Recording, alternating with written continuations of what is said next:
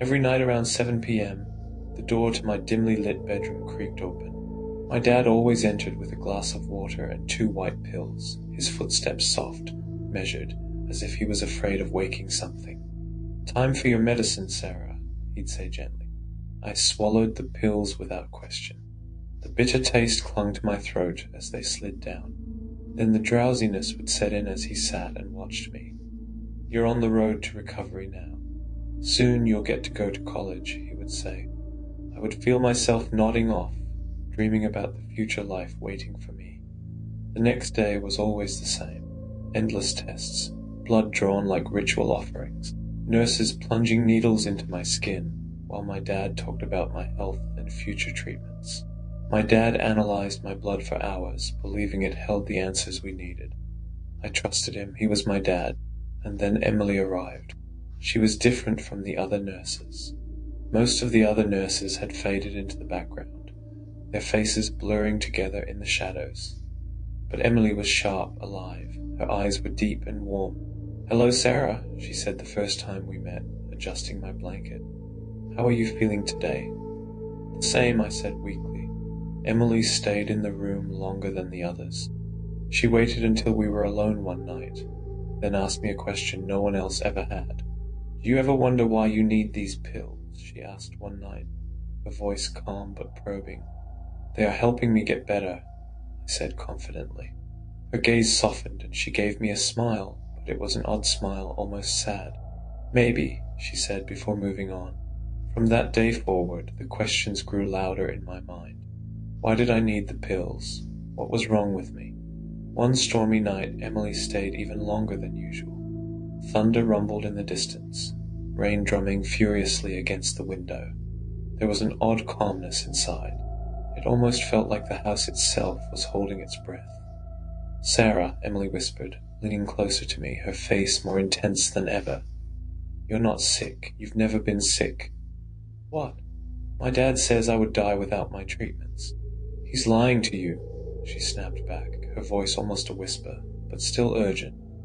"He's keeping you weak, keeping you from remembering." "Remembering what?" I asked, confused. "What you are," Emily replied, her face grim. "You're not human, Sarah." I opened my mouth to respond, but a creak from the hallway froze us both. Margaret, my oldest nurse, stepped into the room, her usual bad mood visible across her face. "Your shift ended an hour ago," she hissed at Emily. Her eyes darted between us, cold and calculating. "It's time for you to go." Emily stood tall, her shoulders squared up towards Margaret. "Sarah deserves the truth." Margaret slowly reached into her pocket, pulling out a syringe filled with a glowing liquid. "You're meddling where you shouldn't be." My bedroom seemed to darken as Margaret took a step towards Emily, but Emily's hand shot out, stopping Margaret in her tracks. And then everything changed. Emily's body began to twist, her bones cracking and reshaping.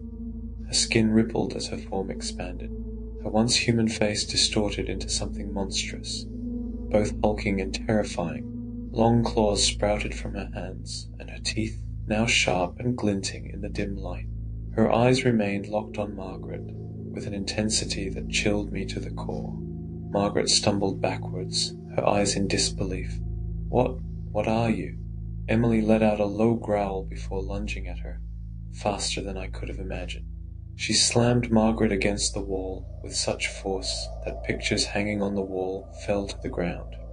Margaret screamed, but it was cut short as Emily's claws ripped into her, tearing through flesh and bone. Blood sprayed across the room, the sounds of ripping fabric and muscle filling the room. I watched, frozen in horror, as Margaret's body was torn apart, her limbs flailing uselessly before finally falling limp. The metallic scent of blood drifted in the air. When it was over, Emily stood over the mangled remains of Margaret, her chest heaving, her monstrous form covered with blood. I couldn't breathe. My heart raced in my chest, fear surging through me. Emily then turned to me, her terrifying features softening as her body slowly shrank and returned back to its human shape. Her eyes, still sharp and warm, found mine. "I'm sorry you had to see that," she said softly, wiping the blood from her hands. "But she wasn't going to let you leave." I couldn't find any words. My whole body shook. I know you're scared, Emily continued, stepping closer, her voice gentler now. But you need to know the truth.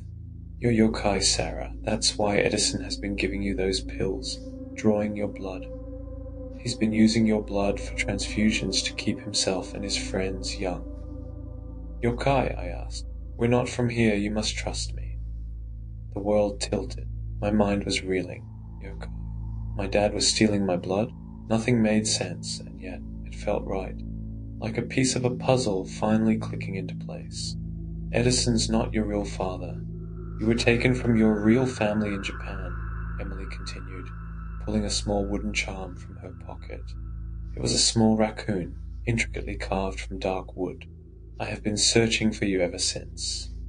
As soon as I looked at the charm, memories I didn't know I had flooded back.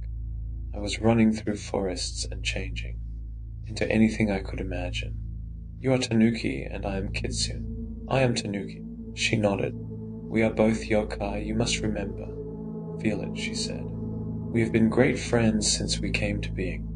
I was there the day Edison's company kidnapped you from our home in Hokkaido.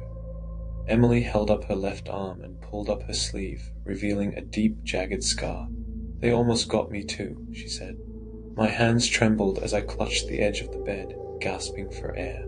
Emily knelt beside me, her expression soft but serious. It's time to go, Sarah. He'll come for you soon. I don't know what tools he has at his disposal. I nodded, my mind still swimming in confusion and fear. But beneath it all, something else stirred, something powerful, something ancient. Emily offered me her hand, and though my heart was pounding, I grabbed it.